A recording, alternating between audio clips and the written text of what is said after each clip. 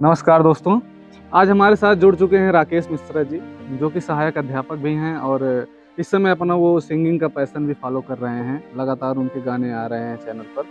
तो चलिए आज उनसे बात करते हैं। नमस्कार राकेश मिश्रा जी, आपका हमारे चैनल पर स्वागत है। तो बहुत बहुत धन्यवाद आपका कि आपने अपना बहुमूल्य समय हमारे चैनल को दिया।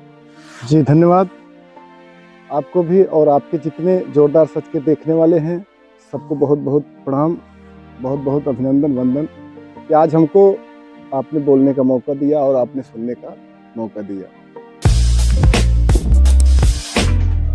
हम अपनी चर्चा को आगे बढ़ाएं, इससे पहले हम मिश्रा जी से इनका परिचय जानना चाहेंगे। आप हमारे दर्शकों को अपना परिचय बताइए। जी हाँ दोस्तों, जहाँ तक मेरे परिचय की बात है, मैं राकेश मिश्रा सहायक अध्यापक हूँ।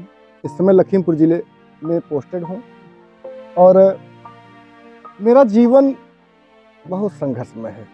संघर्ष का मतलब आप हमारे दर्शकों को बताइए, मतलब किस तरह का संघर्ष आपके जीवन में रहा? संघर्ष ये रहा कि नौकरी लेना जरूरी था और नौकरी पाना जरूरी था, क्योंकि उससे मेरी हॉबी जुड़ी थी। अगर नौकरी नहीं मिलती तो हॉबी को हम अपने आगे नहीं बढ़ा पाते, हम अपने लक्ष्य तक आगे बढ़ नहीं पाते। अगर हमको बढ़ना है तो उसके लिए तो हमको पहले एक सपोर्ट की जरूरत होती है। कैसा संघर्ष था? मतलब आपको नौकरी मिलने में समस्या हो रही थी या परिवार की समस्या? कैसा समस्या था? संघर्ष ऐसा था कि नौकरी हमने 2011 में बीएड किया और बीएड के दौरान 2011 में एक वैकेंसी आई 72,825 और 72,825 की भर्ती सुप्रीम कोर्ट तक गई और उसमें जो लोग टेट से थे और उनकी नियुक्ति हो गई थी उनको वैलिड कर दिया। लेकिन अंत में कोर्ट ने कहा कि जो टेट पास हैं और उसके बाद जो है सुप्रीम कोर्ट ने कहा कि टेट ही क्या है, एलिजिबिलिटी है, और उसको ही सिलेक्शन मान ली। तो मतलब उसमें आपका 72,000 में नहीं हुआ? उसमें हो नहीं पाया, कुछ नंबर कम था, एकेडमिक मेरिट से था। तो 72,825 में जो 2012 का विज्ञापन आया था अखिलेश सरकार में, वो वैलिड हुआ, लेकिन सरकार जो नहीं कर पाई। तो फिर हम अपने संघर्ष को उस वैकेंसी को छोड़ के, फिर वैकेंसी नहीं आई तो बीच में हम मुंबई चले गए और मुंबई गए तो हमने कहा कि थोड़ा संघर्ष देखें फिल्मी लाइन में क्या होता है। तो वहाँ की लाइफ क्या है कि बहुत संघर्षमय है। फिल्म में जाने के लिए आपको दलाल मिलेंगे, आपको बहुत ऑडिशन देना पड़ेगा और जब तक आपका अच्छी पकड़ नहीं होगी उसमें भी आपका सिलेक्शन नहीं हो सकता। फिर उधर भी नहीं कुछ हुआ, काफ़ी प्रयास किए, फिर वहाँ से लौट के आए। हमने कहा नहीं, जीवन में तो कुछ करना है, उसके लिए हमको नौकरी लेना पड़ेगा और नौकरी के लिए हमने फिर से मेहनत, हमने कहा चाहे जैसे एन के एन प्रकार है हमको नौकरी लेना ही लेना है। और फिर अंतोगत्वा हम तैयारी में जुट गए और टीजीटी की तैयारी में जुट गए। टीजीटी की वैकेंसी भी आई और उसमें भी हमारा इंटरव्यू आ गया। लेकिन उसी बीच जब टीजीटी की तैयारी चल रही थी उसी बीच प्राइमरी 69,000 भर्ती आ गई। तो हमने कहा कि भैया 69,000 एक बहुत बड़े पैमाने पर भर्ती होती है कि अगर इसमें नहीं होगी तो हो सकता है ना हो।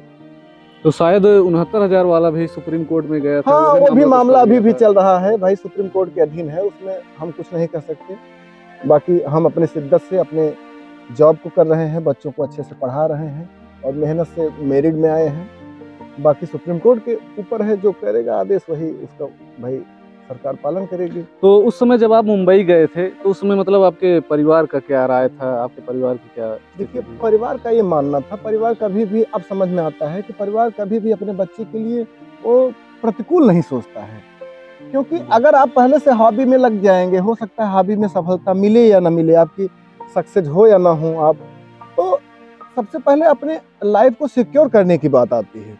अगर आपका लाइफ सिक्योर है तो आप उसके साथ साथ अपने हॉबी को भी परफॉर्म कर सकते हैं, उसको आगे बढ़ा सकते हैं। तो वही मेरे घर वालों का विरोध ये था कि अभी आपको नहीं, पहले आप नौकरी लीजिए, पहले अपने जीवन को एक जगह सेटल करिए। जब आप सेटल हो जाएंगे तो आप अपने आप को कहीं भी, आप जिस क्षेत्र में आपको जाना है, हॉबी कला के क्षेत्र में, सिंगिंग के क्षेत्र में आप जा सकते हैं। यही मानना था, इसीलिए घर वालों का सपोर्ट नहीं था। और जब घर वालों का सपोर्ट नहीं होगा, आपके पास बैकग्राउंड नहीं होगा, तब तक आपको जो है कठिनाई होगी आपको।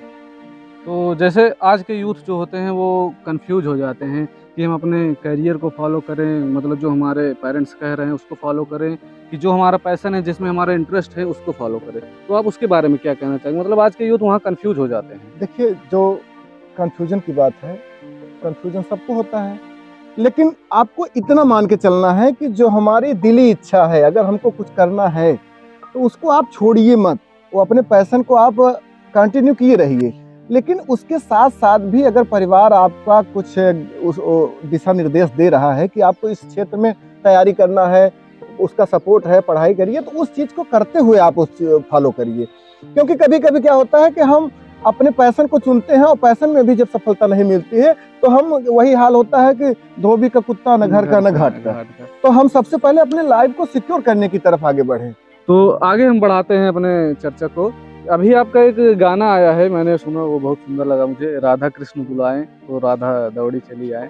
मैंने सुना, बहुत अच्छा लगा। तो आप उसके बारे में क्या कहना चाहेंगे दर्शकों को? एक दिन सुबह सुबह हम उठे तो ऐसे भजन सुन रहे थे, तो हमको लगा कि हमको भी राधा कृष्ण के ऊपर एक भजन गाना चाहिए और वही प्रेरणा मिली और उस दिन हमने गाना लिख भी दिया।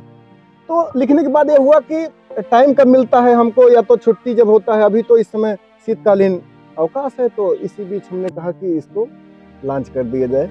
बस उसी छुट्टी का फायदा ले रहे हैं। हम आपसे रिक्वेस्ट करेंगे कि आप हमारे दर्शकों के लिए वो गाना एक बार गा के सुना दें। चलिए, आपका रिक्वेस्ट क्या है कि भाई ये तो भगवान का भजन है तो उसको हम सुना सकते हैं।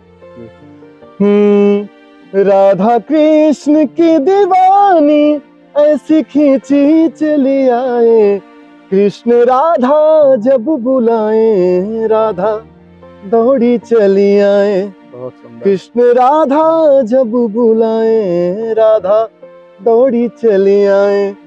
जैसे प्रेमानंद दीवाने जिनका वृंदावन गुन गाए, कृष्ण राधा जब बुलाए राधा दौड़ी चली आए।